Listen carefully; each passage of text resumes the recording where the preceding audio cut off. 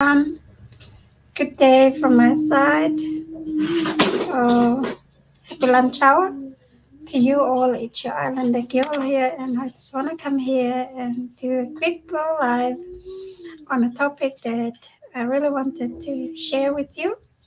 And before I do that, I just want to say I just finished from an amazing mastermind, business owners mastermind on how we get leads, and also I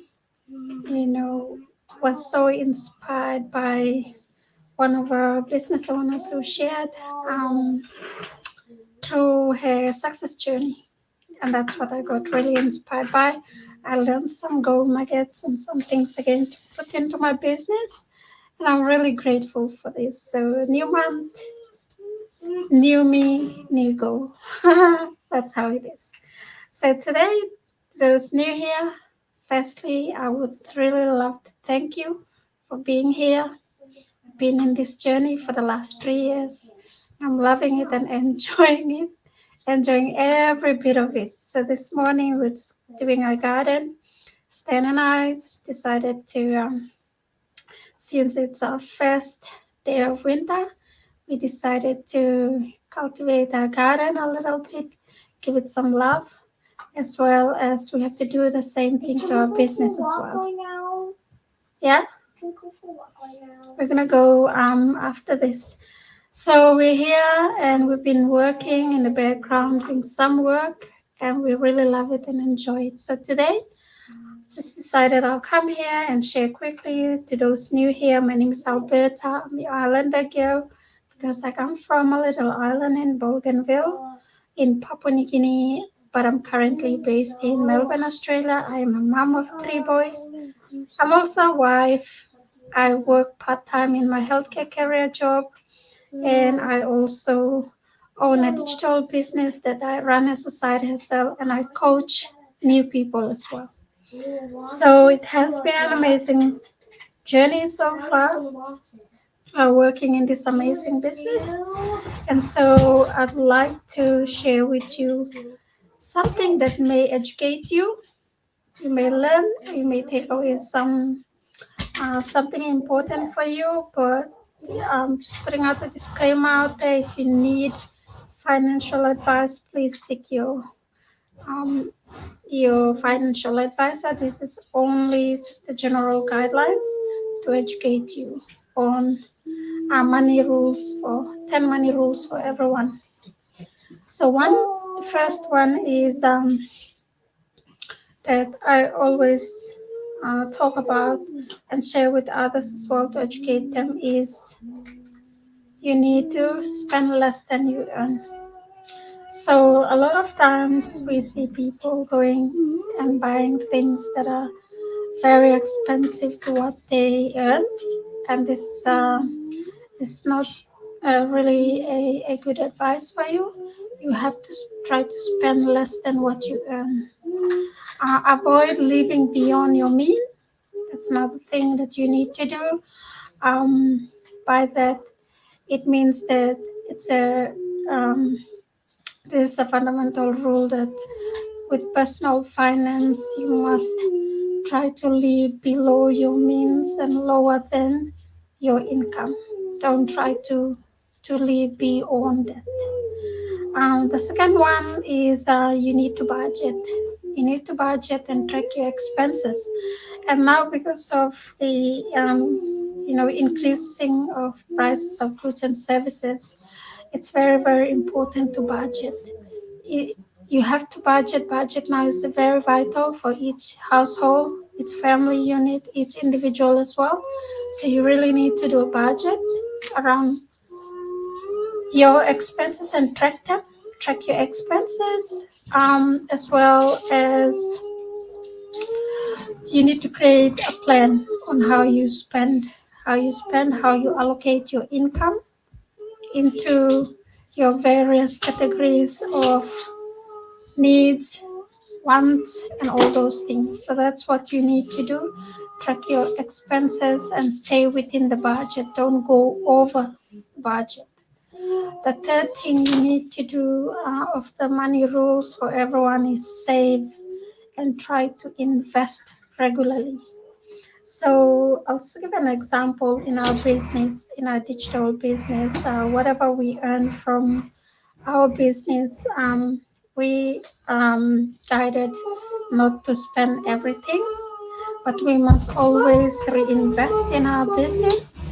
In reinvesting, it means we have to run ads, we have to, do attraction marketing, and that's what we do. We pay those sponsored ads that we do to show our Facebook or our Google or our YouTube out in countries that we want to help, people who are looking for legitimate business. So what we do is we don't spend all the money that we earn from our digital business, our online business, but we reinvest it in running our ads. We reinvest it in things like apps that we use, the equipments that we use, but they're still very, very lower than the traditional business. That's the third one. You need to make a habit, as a portion of your income regularly, and try to set aside an emergency fund. It's very, very important for unexpected expenses and, things that come up, unexpected things that come up in your life. You really need that emergency fund and invest for your future goals as well. The fourth one is you need to try to work out if you have debt. You really need to try to work on paying off those high debts. That's what you need to do. So prioritizing your high debts, high. When I mean high debt, is the interest is higher. You try to pay quickly so that you don't have to pay a lot when it keeps increasing. So try to prioritize that, and it's a must, and it's a things like credit cards. Try to pay very quickly because credit cards can have a high interest rate. So if you don't pay it quickly, you may end up in financial situations where you can't afford to pay that credit card anymore. So it's very, very important to pay that quickly and prioritize that. The fifth one is to try to avoid unnecessary debt. So try to avoid unnecessary debts where borrow. You have to borrow if you're borrowing for something that you really need. Then you borrow, but don't make it a habit. You have to borrow wisely. That's what you need to do. Also, don't borrow for the sake of unnecessary borrowing and increasing your debt. You must differentiate a good debt and a bad debt. That's what you need to differentiate before you large sum of money or increase your debt. The sixth thing is you need to educate yourself. So it's very, very important to educate yourself about your personal finances. Very, very vital. You can do that by Stan. Can you put the volume down, please? Okay. Yes, so personal finances and money management is very, very important. Even if you don't have a degree or qualification in that area, and it's not your area, it's always good to educate yourself. Self-education is very, very important for you to educate yourself around your personal finances and your behavior. That's how you should, start taking ownership of your finances and managing your money well. The seventh thing is you need to diversify your investments. So, what do I mean by that? When I mean diversify your investment, what you need to do is don't put everything in one basket. They say do not put all your eggs in one basket. That's what they say. So you need to spread them out, and because you can spread the risk as well, right? Don't put everything in one basket and then you lose everything there. No. So you need to really uh, spread out the investments that you do and differentiate the different asset classes, as well as things like bonds or real estate or mutual funds. So you really need to work out on that. So it's very, very important that you try and you start small. It's always good to start small and, work on it. And, sometimes a lot of people look for get rich quick something, or something that will bring them a return of investment very quickly. That's a very risky decision to make. What you need to do is you need to learn through it, educate yourself. It's a learning success. It's a learning journey. It's not something that you just get overnight, or you grab your goal overnight. It's something that you need to work through and learn through. You will make mistakes, and those mistakes, and keep moving. So that's what you need to do. The eighth money rule for everyone is to plan for retirement. So a lot of times we're working when we're young, we just enjoy, and we don't care about retirement. But when the age gets up on times of retirement, that's when reality hits. And a lot of times it's too late for someone. It's too late for us to do anything else because we've reached the retirement age, especially for those that are working and don't have other means of, streams of income. So if you're just depending on a job, it's very, very important that you have to plan, start saving. And if you're saving on a retirement and the employer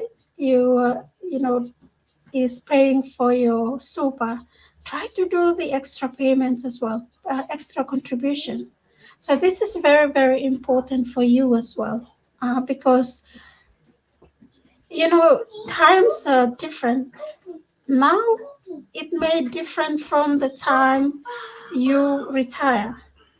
The market may be different, so you really need to be prepared for that.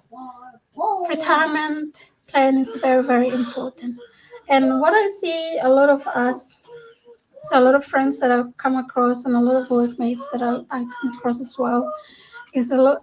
Some of them are still working because they've reached retirement, but they can't retire fully because they still have mortgages and debts to pay. So it really forces them to keep, working even though they're frustrated, they're out of energy, or they're, sick. They still try their best to manage to go to work because they have debts, they have mortgages to pay, they have things, they haven't got enough retirement. How will they retire when they don't have enough super? And that's one of the things that we encourage the young ones to do as well, especially if you're just starting to work or you've been working. Try to look around your retirement plan. What's there? Are you paying extra super on top of your employer's contribution? That's very, very important for you. Um, the ninth thing that you must do, or that can help you as well, is protect yourself. So insurance is very, very important. If you're employed, if you're employed and you are part of a super, it's always good to educate yourself around that super. Are you covered? Are you covered in that super? Are there certain insurance cover that is part of that super? So it's very, very important. If you don't have any cover like income insurance, appropriate insurance cover that protect yourself, then you must. It's something that you really need to work, around to start protecting yourself. If you're already covered, within that insurance that you're part of, especially health insurance, life insurance. These are not really talked about areas, but it's very, very important for us individually. So we really need to be covered disability insurance. These are the things that we need to um, look at. The home owners renters insurance as well. If you're renting, are you covered in that home, or are your staff covered? So these are the things that we need to look at. The ninth thing that we need to look at is how we're protected. Are we, protecting ourselves? Do we have insurance cover? And the 10th thing that covers under the money rules for everyone is to give back and practice gratitude, generosity. So that's one of the things that a lot of people, overlook is you must share your wealth with the others. Share it through charities. Always donate, or you have something to support, in your community or charity that you want to help or always want to donate to. You must give back.